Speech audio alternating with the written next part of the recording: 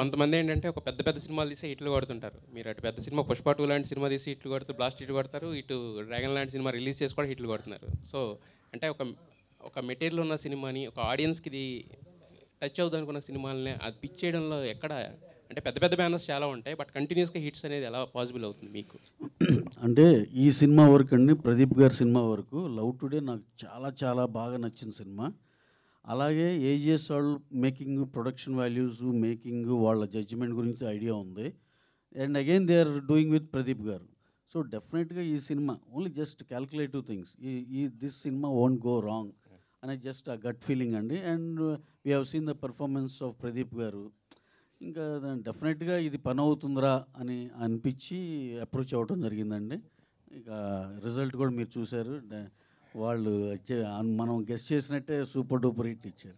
శశి గారు సార్ రవి గారు శశి గారు యాక్చువల్లీ అంటే పుష్ప 2కి 1875 crores కొట్టారు.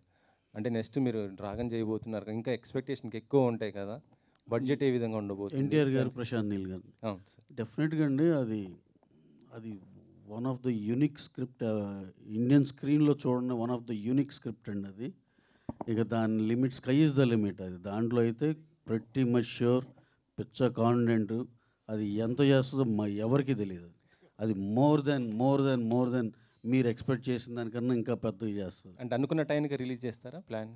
అంటే ఏమనుకున్నాము అంటే మీరు డేట్ డెఫినెట్గా దానికే ట్రై చేస్తాం కండి, షూర్గా.